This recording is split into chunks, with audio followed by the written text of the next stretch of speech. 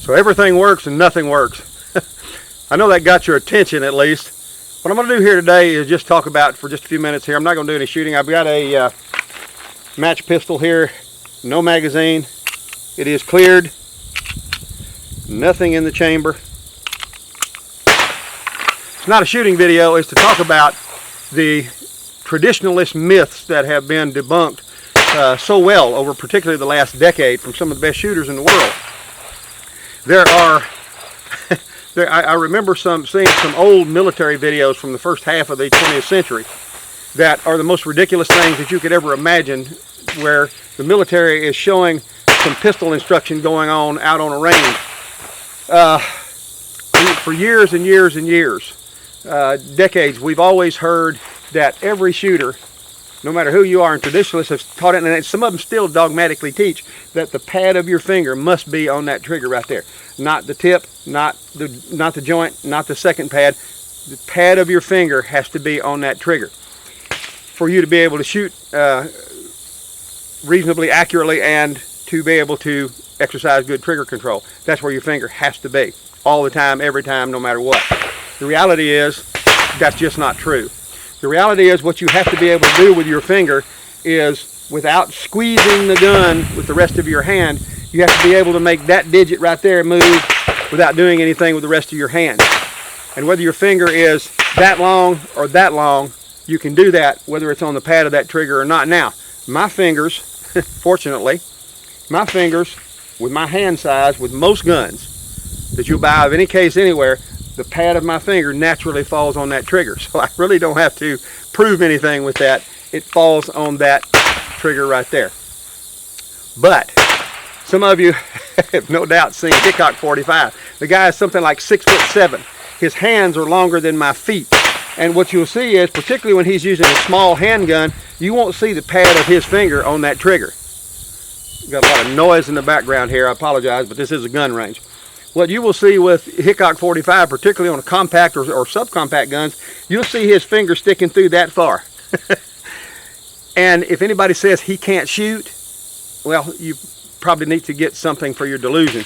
But the reality is his hands are too long for most guns to have him put his pad of his finger on that trigger. For him to do that, he would actually have to reach back, unnaturally reach back with his finger to push the end of it or get the pad of it on that trigger. That would be unnatural. So he wraps that finger through there naturally, and when you watch him shoot and shoot a gong consistently at 100 yards away, you know he's not having any problem with trigger control.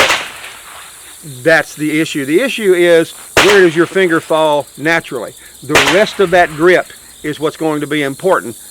And then once you get the rest of that grip down where it needs to be, where your trigger finger falls naturally, when you've got this closed up, you've got a vice-like grip on that gun, you've got your arms up, wherever that finger falls naturally, moving that finger, that's the only thing that finger does when you shoot. Nothing that this right hand is doing should move anything except for that trigger finger. This is the hand that supports it. This is the hand that grips it.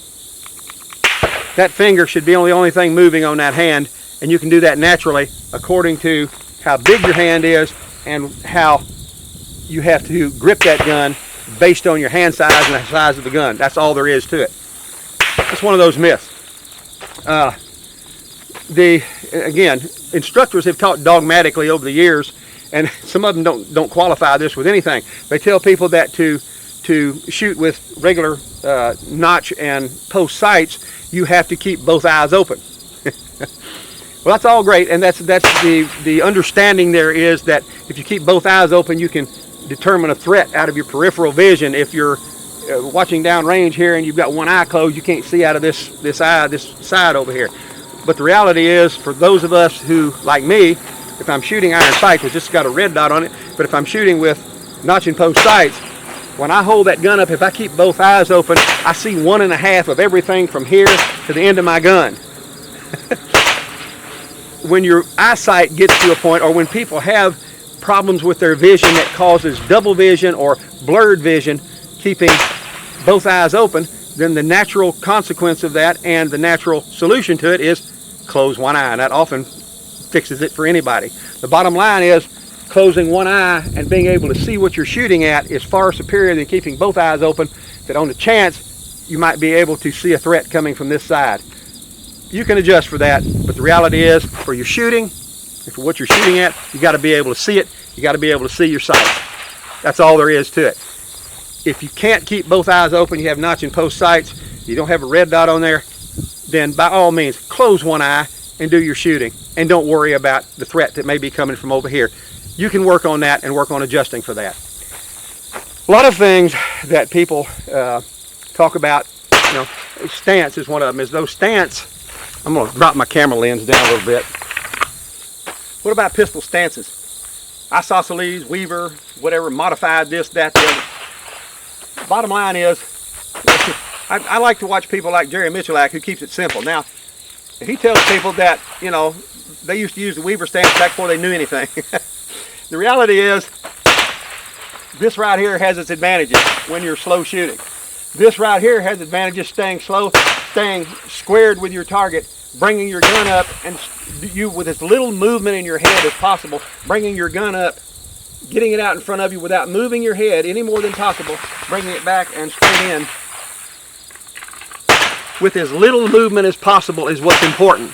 But there's nobody that said, if you're in this stance right here, and you need a little better balance, that you can't put one foot back a little bit and still stay squared with your target and do the same thing.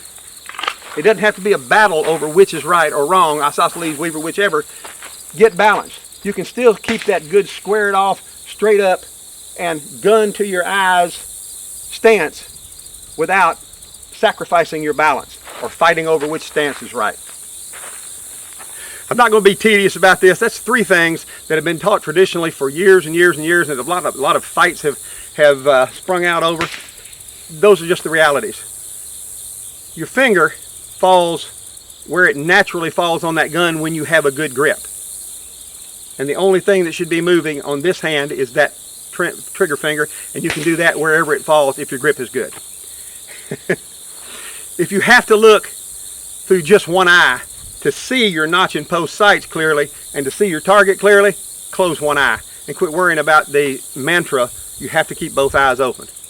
Your stance, pick one, stay squared to that target. Jerry Michalak knows what he's talking about, by the way. Stay squared to that target and try not to move your head any more than possible.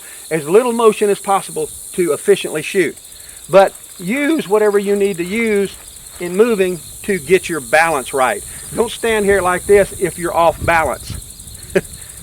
Move your foot a little bit. You can still stay square to your target. All kinds of adjustments that everybody has to make, because everything works that instructors teach for some people, but for some people they don't work. Everything works, everything doesn't work, according to whoever is doing it.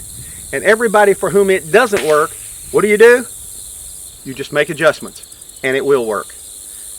Again, not going to be tedious. Just think about it. If something's not working for you and you people keep telling you to do the same thing over and over again and it's not working for you, go out to the range, get away from everybody, don't even take anybody with you, and just figure out, what do I need to do to make my shooting the best it can be with what I'm dealing with. Make your adjustment and see if it doesn't work. I'm Mark, and I'll see you again soon in a Christian gun owner video.